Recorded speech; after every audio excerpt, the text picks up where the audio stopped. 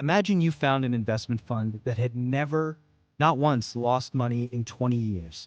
Not during the dot-com crash. Not after September 11th. Not when every other fund on Wall Street was bleeding.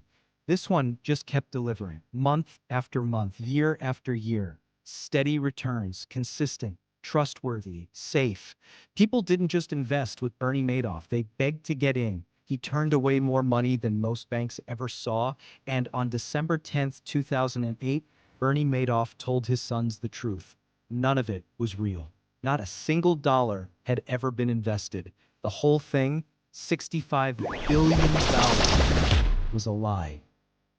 Bernard Madoff wasn't some outsider con artist. He was the establishment. He founded his trading firm in 1960 with $5,000 saved from a lifeguard job.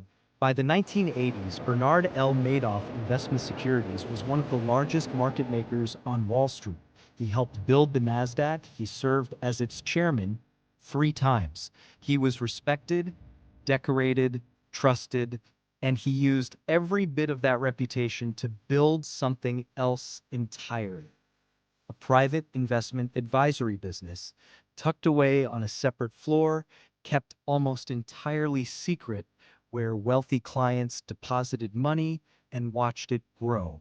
Steadily, consistently, impossibly, the returns were never spectacular enough to seem suspicious, typically 10 to 12% per year.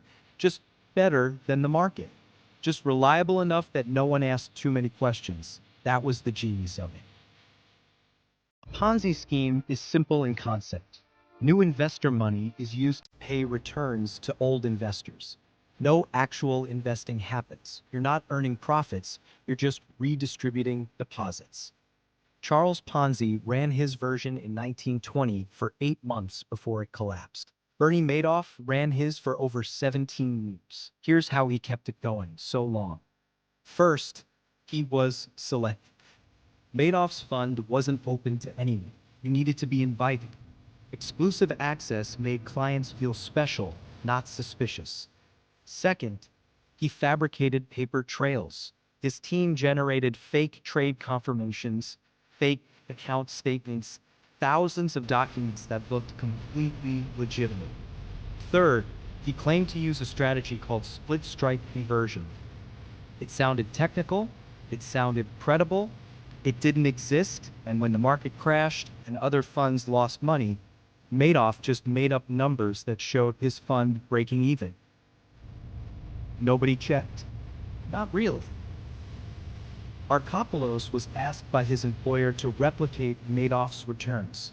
He sat down with Madoff's reported numbers, and within 4 hours, he had concluded it was mathematically impossible. The strategy Madoff claimed to use simply could not generate those numbers. Not in up markets, not in down markets, not ever. Markopolos wrote a detailed, meticulous report and submitted it to the SEC.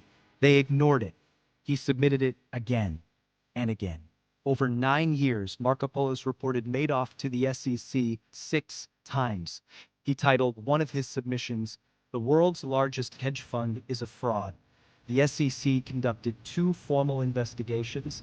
Both times they accepted Madoff's explanations. They never subpoenaed his trading records. They never verified a single transaction with external clearinghouses. One SEC examiner who interviewed Madoff and cleared him later went to work for his firm. The warning was there, in writing, for nearly a decade. They just didn't want to see it. Every Ponzi scheme ends the same way, when outflows exceed inflows, when more people want their money back than new money is coming in. In 2008, the global financial crisis hit. Markets collapsed, investors worldwide panicked and started pulling funds. Madoff's clients were no different. In November 2008, he received $7 billion in redemption requests. He had $234 million left. It was over. On December 10th, Madoff called his sons Andrew and Mark into his apartment and told them everything. The investment advisory business was a fraud. It had always been a fraud. He was finished, His sons went straight to a lawyer. The next morning, federal agents arrested Bernie Madoff in his penthouse on the Upper East Side. He was 70 years old. He didn't fight it. He didn't flee. He didn't even seem surprised. He pleaded guilty to 11 counts of federal crimes and was sentenced to 150 years in prison. Ours. The actual cash that was deposited and lost was closer to $17 billion. That's still the largest financial fraud in American history. The victims weren't just the ultra-wealthy. Yes, hedge funds and banks lost hundreds of millions, but thousands of ordinary people, retirees, teachers, small business owners, had their entire life savings wiped out overnight.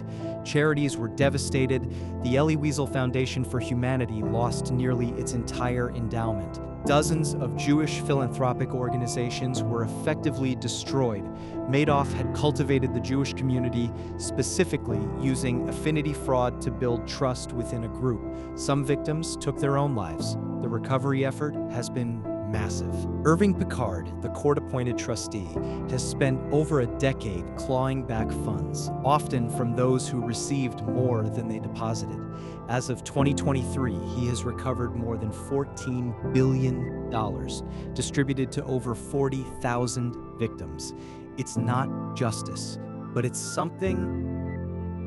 Bernie Madoff died in federal prison in April 2021. He was 82. But here's the question that never fully goes away. How does something this big survive for this long? The SEC was warned 6 times. Madoff's auditor was a one-man firm operating out of a strip mall. Major feeder funds collected millions in fees while doing zero due diligence on where the money actually went.